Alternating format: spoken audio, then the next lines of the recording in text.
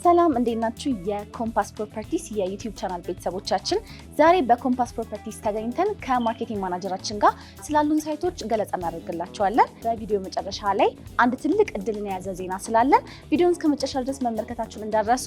ለዚህ ቻናል አዲስ ከሆናችሁ ሰብስክራይብ ማድረግ እንዳይረሳ። ተከታተሉ።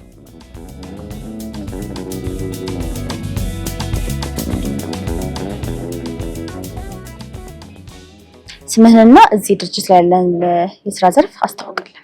እሺ፣ ስሜ ሳሙኤል ዋጋ ይባላል። የኮምፓስ ፕሮፐርቲስ ማርኬቲንግ ማናጀር ነኝ። እሺ፣ ስለ ኮምፓስ ፕሮፐርቲስ ድርጅት ትንሽ አጫውታል።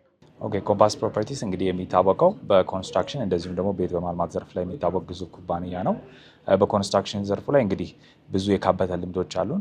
ከተማ ውስጥ አሉ ከተባሉ ሪልስቴቶች ጋራ በተቋራጭነት ስንሰራ ቆይተናል። ለምሳሌ ያክል ትላልቅ ካምፓኒዎች ከሆኑት መካከል እንደ አያት ሪል ስቴት፣ ጊፍት ሪል ስቴት፣ አሚባራ ሪል ስቴት እንደዚሁም ደግሞ የሌሎች የባለ ሀብቶች ለምሳሌ እንደነ ብዙአየሁ ፋውንዴሽን የመሳሰሉትን በመገንባት እንታወቃለን። አሁን ደግሞ ራሳችን ደግሞ ወደ ሪል ስቴቱ ጆይን አድርገን ኮምፓስ ፕሮፐርቲስ በሚል ስም በካሳንቺስ እንደዚሁም ደግሞ በአትላስ፣ በቄራ፣ በመስቀል ፍላወር ቤቶችን ለደንበኞች በተመጣጣኝ ዋጋ እያቀረብን እንገኛለን። እሺ፣ አሁን ላይ ስንት የኮንስትራክሽን ሳይቶች አሏችሁ? አሁን እንግዲህ አክቲቭ የሆነ በኮምፓስ ፕሮፐርቲ ሪል ስቴት ውስጥ የሚተዳደሩ 3 ሳይቶች አሉን። እነሱም መስቀል ፍላወር፣ ቄራ እንደዚሁም ደግሞ በቅርቡ ካሳንቺስ ላይ እነዚህ 3 ሳይቶች በግንባታ ላይ ያሉ። 4ኛ ሳይታችን ደግሞ በቅርቡ እንደዚሁ አትላስ ላይ ለመጀመር ዝግጅታችንን እየጨረስን ነው።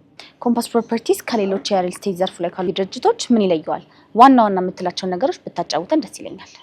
ኮምፓስ ፕሮፐርቲስ ከሌሎች ሪል ስቴቶች የሚለየን ምክንያት አንዱ ያው ራሳችን ኮንትራክተር መሆናችን ነው። ያ ኮንትራክተር ስንሆን ደግሞ በራሳችን አቅም፣ በራሳችን ኃይል፣ በራሳችን ቴክኖሎጂ ነው ገንብተን የምናስረክበው።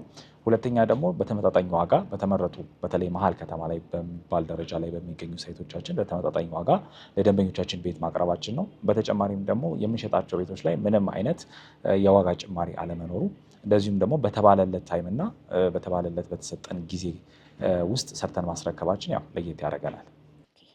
እሺ፣ በቅርቡ የካሳንቺስ ሳይት ላንች አድርጓችኋል አይደለ? ሳይቱ ከሌሎች ሳይቶቻችሁ ምን አዲስ ነገርን ይዟል?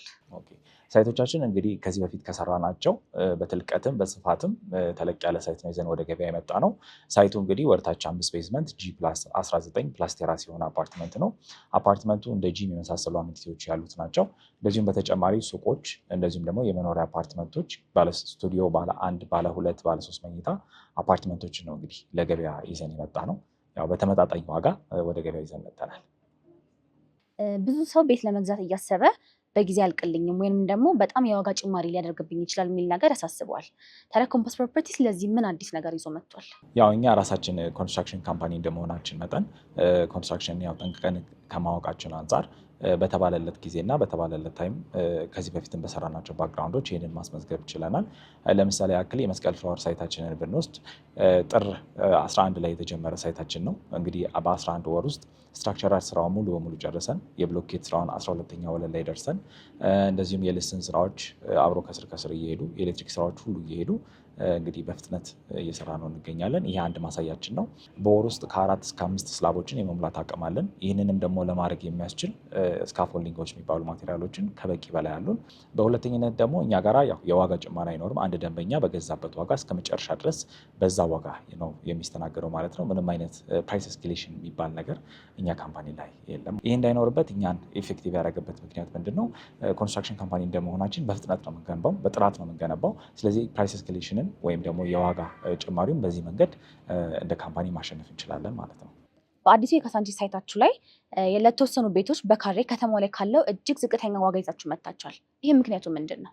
አዎ ልክ ብለሻል። ኮምፓስ ፕሮፐርቲስ በካሳንቺስ በሚገኘው ሳይታችን በጣም በዝቅተኛ በሆነ ዋጋ ወደ ገበያ ይዘን መጥተናል።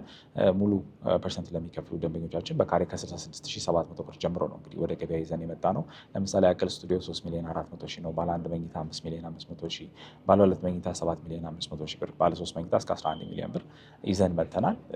ፕላስ ደግሞ የሚረከብበትን ታይም በ2 ዓመት ከ6 ወር ጊዜ ውስጥ ወይም በአጭር ጊዜ ውስጥ አስረክበን ለደንበኞቻችን እናስተላልፋቸው ቤቶች ይሆናሉ ማለት ነው።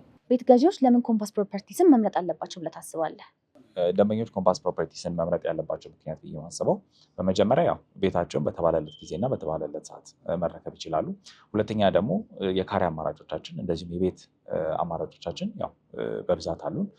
እንደዚሁም ደግሞ ዋጋችን ገበያው ላይ ካለው ዋጋ ዝቅ ያለና አነስተኛ መሆኑ እንደዚሁም ደግሞ በተጨማሪ ምንም አይነት የዋጋ ጭማሪ አለመኖሩ ወይም ቅድም የጠቀስኩልሽን ፕራይስ ኤስኬሌሽን የሚባለው ነገር አለመኖሩ ደንበኞች እኛን እንዲመርጡ ያደርገናል። በተባለለትም ጊዜ ደግሞ እናስረክባለን ማለት ነው። በጣም ለነበረን ጊዜ አመሰግናለሁ። መጨረሻ ማስተላለፍ የምትፈልገው መልዕክት ካለ እድሉን ልስጥህ። ኮምፓስ ፕሮፐርቲስ ቅድም እንዳልኩት ግዙፍ የሆነ የኮንስትራክሽን እንደዚሁም የቤት ማልማት ዘርፍ ላይ የተሰማራ ግዙፍ ኩባንያ ነው። ኮምፓስ ፕሮፐርቲስ በካሳንቺስ ይዞት በመጣው ሳይት ላይ እንግዲህ የፈረንጆች አዲስ ዓመት እንደመሆኑ ፕላስ ደግሞ የእኛም የገና በዓል እንደመድረሱ መጠን ወደ ሀገር ውስጥ ለምትመጡ ዲያስፖራ ቤተሰቦቻችን እንደዚሁም ደግሞ ሀገር ውስጥ ላላችሁ የዚህ ቅናሽ ዕድል ተጠቃሚ እንድትሆኑ ስል ያው ጋብዛለሁ፣ መልእክቴንም አስተላልፋለሁ።